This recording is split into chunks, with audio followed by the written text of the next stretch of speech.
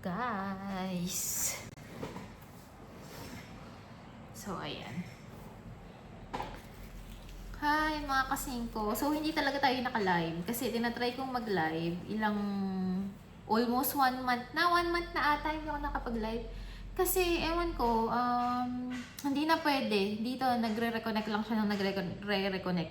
Tapos, pag VPN naman, hindi na rin gumagana yung mga VPN dito. So, di ba? Ang laki ng problema ko, di ba?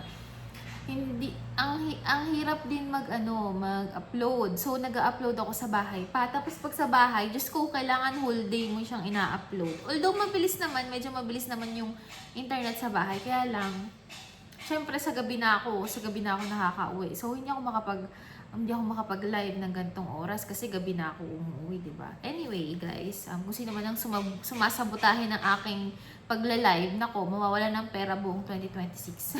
'Di ba? Nakakainis eh, hirap na hirap ako eh.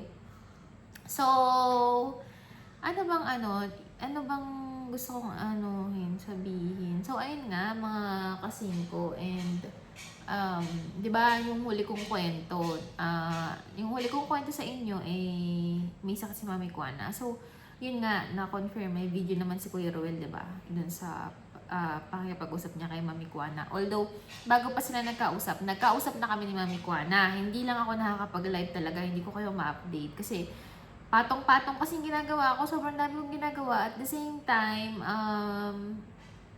nagloloko pa yung internet ko. So, alam niyo yun, ang dami kong prob.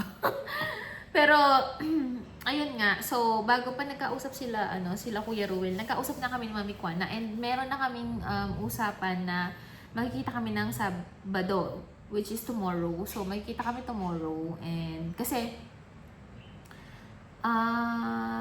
naghagilap ako ng SEFA. Kasi malaking amount yung kailangan kong SEFA. So, naghagilap ako ng SEFA. And thankfully, merong available. So, nataon din, God is so good din talaga. Kasi, actually, ang hirap humanap ng SEFA dito. Pero, dahil dito, kay Mami Kuana, syempre urgent to kasi may sakit siya. Nakahanap din ako agad. In fairness naman, hindi ako nahirapan humanap. And malaking amount kasi yun. Actually, yung SEFA na yun, in-offer na yun sa akin nung nakaraan. Tinanggihan ko kasi wala akong peso. Kasi wala akong natirang sahod this month. Kasi nagbayad kami ng hospital ni Lola. And December kasi ang laki ng babayaran namin sa hospital.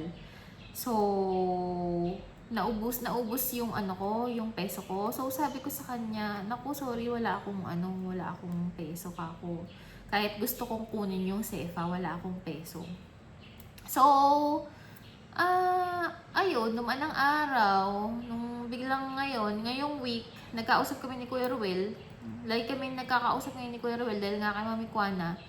Tapos, ayun, sinabi ko, ayun, kailangan niya ng SEFA. Ayun, so, nataon naman din na malaki-laki kasi yung kailangan. So, nataon naman din, God is so good.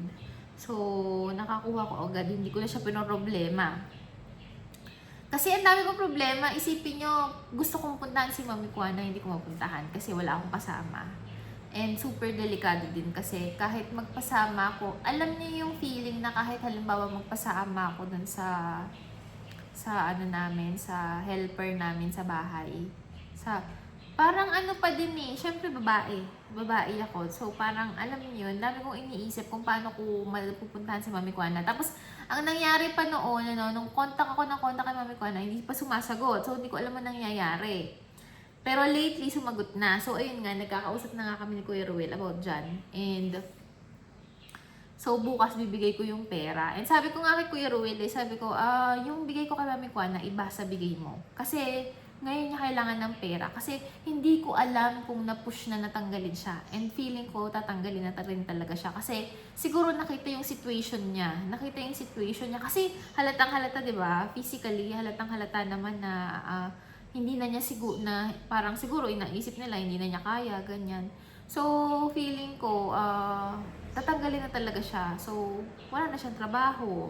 kailangan niya ng pera ngayon pa na na may sakit siya, 'di ba? So kailangan niya ng pera. Kaya sabi ko kay Kuya Ruel, malaki kasi yung bigay ni Kuya Ruel, and nag-usap na kami ni Kuya Ruel diyan. Sabi niya monthly niya bibigyan. Sabi ko buti naman kasi mawawalan na ng trabaho si Mami Kuana. Syempre tapos nagpapagamot pa siya. Tapos sabi ko kay Kuya Ruel, iba yung bigay mo, iba yung bigay ko. Although, syempre, yung bigay ko, hindi kasing laki ng bigay ni Kuya Ruel. Kasi malaki talaga yung bigay ni Kuya Ruel. And yung sa akin, sabi ko, actually sabi nga ni Kuya Ruel, huwag ka na magbigay. Ako na lang yung magbibigay, ganyan. Sabi ko, hindi, magbibigay pa din ako kahit maliit na amount. Alam niyo yun, yung kaya kong ibibigay ko. Kasi syempre, si Mami Kuana yun di ba? Although, hindi kasing laki ng bigay ni Kuya Ruel, pero magbibigay ako separately. And I'm happy kasi nagkatawagan kami ni Kuya Ruel kagabi. Buong maghapon ata kami nagko-call ni Kuya Ruel about dyan. Kasi, syempre, na-stress din siya and na-stress din ako kasi si Mami Kuana yun di ba? Napakabait ni Mami Kuana. So, actually, nung nabalitaan ko nga yun, parang hindi ako yung araw na yun na binalita sa akin ng kaibigan ko, hindi ako nakakapag-concentrate sa work ko kasi gusto ko siya makausap, tapos hindi ko siya makausap.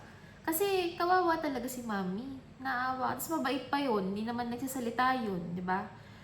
Kaya nung nagkausap kami kahapon, Diyos ko, ni Mami Kuana, nagkausap kami, nanawagan ko, ay naku, naiiyak-iyak pa. Naiiyak ako kasi ang hirap tanggapin na makita mo siya sa ganun kalagayan. Ganun. So, ayun, yun ang So, tutulong kami. Si Kuya Ruel, monthly daw siyang magbibigay. And ako, sabi ko sa kanya, iba yung bigay ko sa bigay niya. So, magbibigay-bigay din ako kay Mami Kuana. Ayun, wala. Na lang ako na nasasad. Super talaga. Kasi, iba yung aura niya ngayon. Iba na parang, kailan lang yun na parang excited kami na pupunta kami ng Pinas, ganyan. Pero, kasama siya sa prayers ko ngayon. Kasi gusto ko sana, yung bang kahit man lang ma-experience niya muna, makapagbakasyon sa Pilipinas. Although, syempre, it's not the priority naman. Syempre, ang health yung priority natin, di ba? So, ngayon, ang pinaka naiisip ko is tulungan natin si Mami Kuana na sa prayers, through prayers, kahit hindi financially, through prayers, di ba? Natin siya, matutulungan natin siya. And hindi ko pa na-confirm kung kung babayaran na ba siya. Kasi nung nakaraan, parang sinabi nga na pinapakausap dun sa sa head nila. So, hindi ko pa confirm kung wala na talaga siyang trabaho. Pero, alam niyo yun, sa kalagayan niya, syempre, pag nakita siya na ganun, talagang tatanggalin na siya sa work, di ba? Pagpapahingahin na lang siya. So, i-confirm natin yan bukas kapag nakausap ko siya. Kasi, sabi niya sa akin, sabi ko, Mami, kahit gusto ko pumunta dyan, hindi ako makapunta. Tapos sabi niya, naiintindihan ko. Sabi niya gano'n, kasi delikado talaga. Sabi niya gano'n, ako na lang pupunta. Sabi ko, kaya lang, kaya mo ba? Kaya mo bang maglakad? Sabi ko ganyan. Kasi pwede ko naman akong ipabigay sa mga anak mo. Bawa, may anak siya. Sabi niya, hindi sasama ako. Sabi niya gano'n.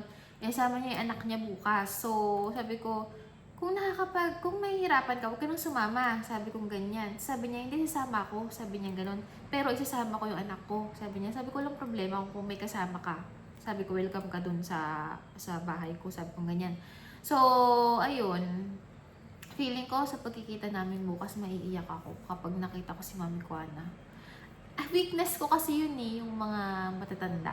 Na pag nakakakita ko ng mga matatanda na gano'n yung mga situation, ganyan, weakness ko siya, yung parang yung hindi ako nakakatulog, lalo na pag may nakakaawa akong nakikita or may mga nakakaawang nangyari, hindi ko yun makakalimutan, sasakit yung dibdib ko. Ganun din ba kayo? Alam niyo yun, di ba? May mga halimbawa sa news, di ba, may lolo, may lolo, inabandon na ganito, or may lolo, sinaktan ni ganito. Ay, hindi talaga ako makakatulog, guys. Parang, ang bigat-bigat ng pakaramdam ko. Kaya ayoko nanonood ng mga news. Ano si Mami Kwana pa, di ba? So, ayun. Ayun, guys. So, kung hindi natin matutulungan si Mami Kwana, na syempre yung iba prayers talaga, prayers ang kailangan ni Mami Kwana.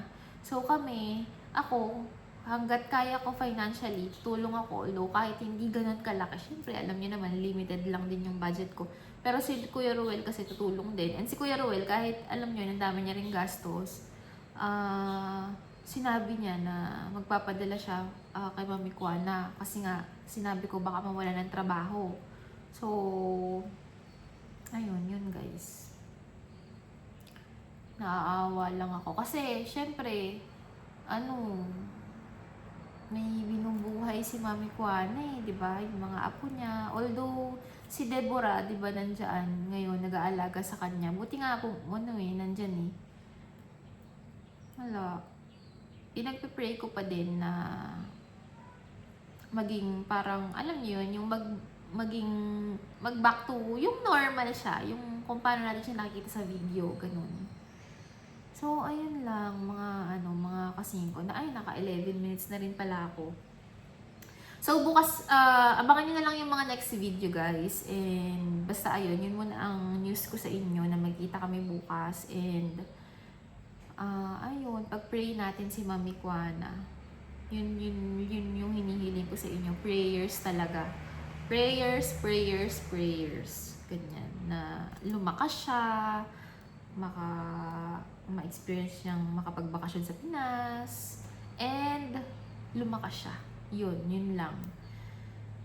Ayun guys, balitaan ko na lang kayo. Papaalam na ako, hanggang dito lang muna. So, saglit lang ang video muna natin. So, I love you all.